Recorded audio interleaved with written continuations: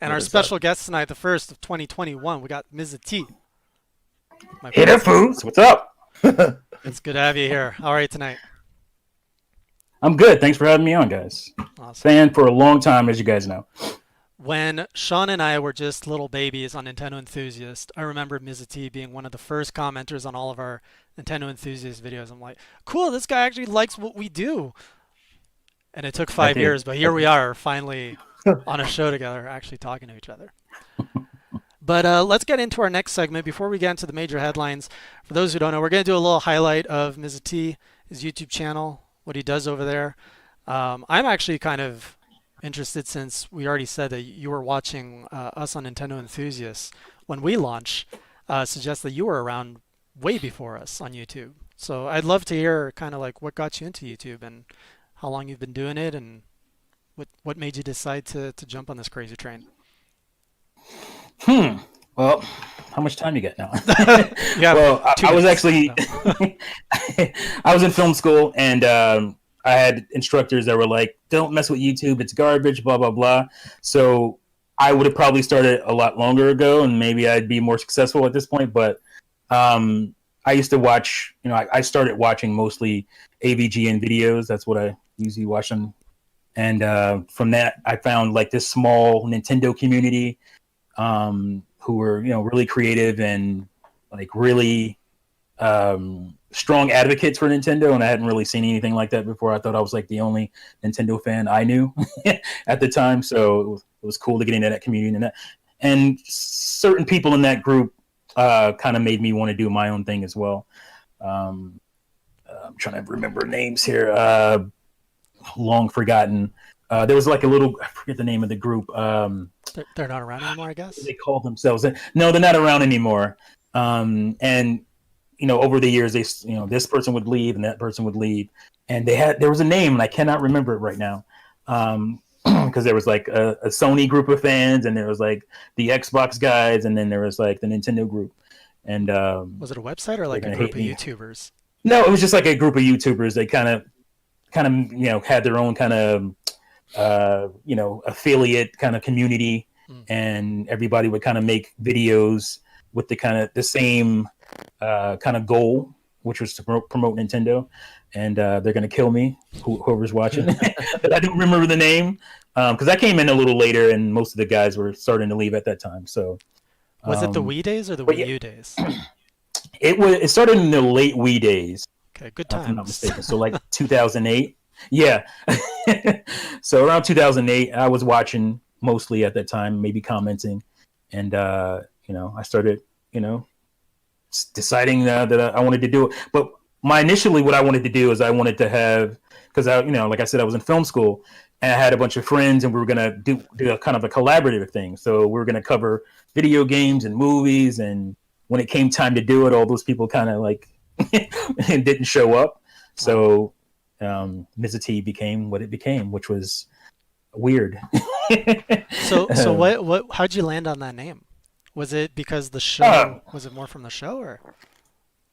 well, there's Mr. T. There's a couple of reasons I came on the name. There's Mr. T, and I didn't want to use that.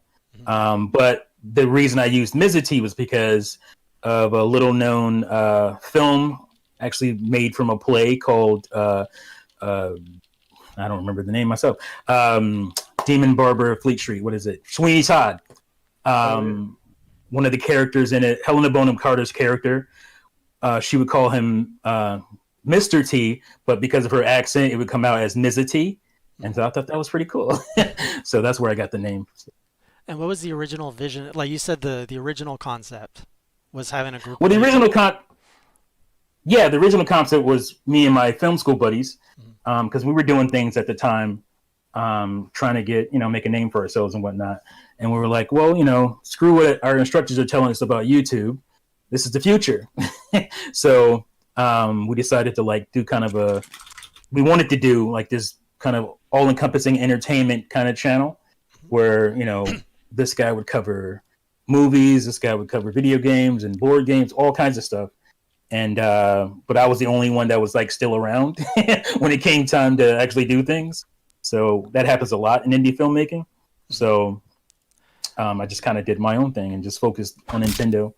because it was easier as for one person. So I was gonna say, it's. I was gonna ask if you were inspired at all by James Rolfe and the Angry Video Game Nerd, because it sounds like you had very similar beginnings. James going into film school and then turning to his accidental, success on wasn't even YouTube, yeah. wherever you started Oh out. yeah, totally, totally. AVG, and yeah, he's totally, because I connected with him because I knew he was a former film student, graduate, and I could do a lot of the goofy things that he would use little After Effects things that nobody was really doing at the time, Hmm. and that's what I kind of wanted to do to make myself stand out. And it started off pretty good, and I don't know what happened, but it's been cool. You started off with. Did you start off with the action figures, like when you? Because when I I did. I discovered you, it started was the off. action figure.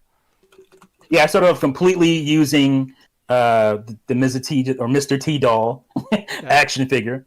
And I would, I did my voice for it the whole time. And like all the videos, I would use the Mr. T voice. you And, love that voice. people were people were weirded out by it. A lot of people just, they thought I was crazy, but they didn't realize it was a stick. It was just Hmm. a way to get people to be like excited about something different.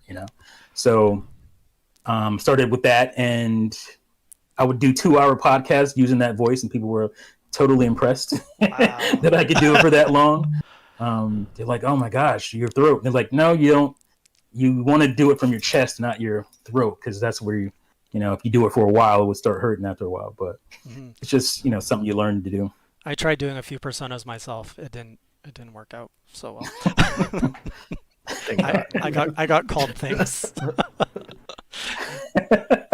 And then okay, so you started off with the doll, but you've switched now, and what's your channel like today in the Nintendo Switch Uh, era? it started off pretty good. I was going up and up and up, and I think the adpocalypse happened, and all kinds of weird things started happening with Google and YouTube, and uh, I just fell off.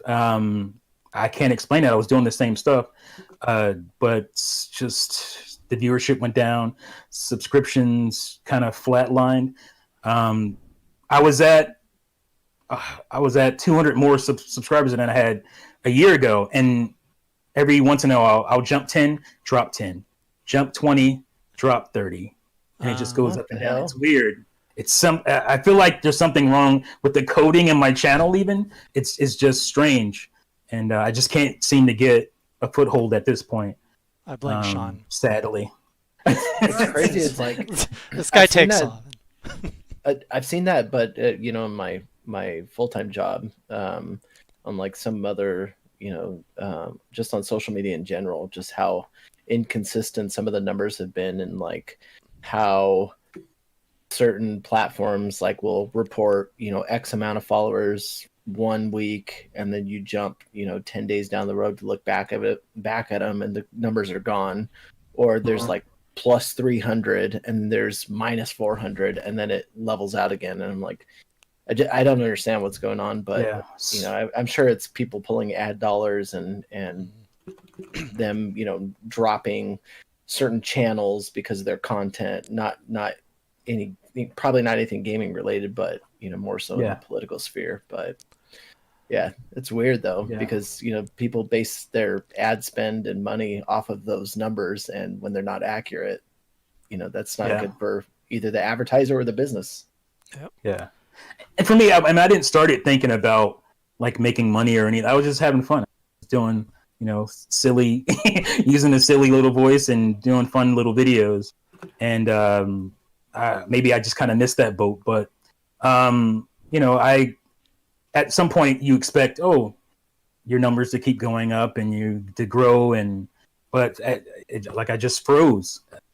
Probably late 2017 was when the weirdness started happening, because I was doing really well pre switch and early switch. I thought I'd be at 20,000 probably right now, but no, it just froze. I don't know what happened. Yeah, they're always changing the algorithm and stuff that it's so hard to Yeah. you do one strategy, but then if they change something, nobody knows what it is, and then your strategy no longer Yeah, works, and then yeah. there's a pretty big element of luck, honestly, Well, you got to the one. You growth. got one new one. There you go. Thank you. I And dropped then your it's like whack-a-mole. It's like, am I doing something wrong? So let me try to do this type of video, or let me try to do that type of video, and then you kind of lose your core audience because you're like, what are you doing? You're like, so it's just, it just kind of all came together at once, and unfortunately fell apart. yeah. I just got a surge in subscribers last week for a Monster Hunter video, and I'm like, why are these people subscribing to me? They're going to be very disappointed. I don't play Monster Yeah, I mean, Hunter. I made like a Wii U, a Switch VR video where I got the headset. Sean, you bought like the previous version of it, and it was like really terrible. But then Right. they made a new version of that, Oivo, I think it is. Oh Oivo yeah, yeah, headset. yeah. Yeah, and it's really good. And so I Really? made a video about that, and it's like the highest viewed video I've had in a long. It's like 24,000 views. What? Nice. Why? Why a VR headset for the Switch is I would have one never of my guessed. biggest videos. I thought there was It's no like, okay, interest in VR and Switch, right. No rhyme or reason. so you never know. It just makes no sense. Even like sometimes we talk, Sean here on the podcast says like, he'll like lay out this crazy skit and everything and like put a lot of work in his video and then just, nope, that one bombs. Yeah, that's frustrating because I do that a lot. Where I have all these cool ideas and I want to make this, video that takes multi-editing and little visual effects and all kinds of stuff, and it's like one of my worst viewed videos, and it's just so it's so disheartening for the next time, So I did that a lot at Nintendo Enthusiasts, always like these big elaborate things and then it's like mhm. 500 views and then you just talk to the Yeah. camera, it's like I 5,000. mean, I enjoyed it. I mean, I like the high production value videos. I loved Indie Corner. It's one of my Oh, favorite. thank you. Man, I haven't heard that word being said by someone else in so long. Oh, I loved it, and it was great. That was fun to make. A lot of the weekly skits.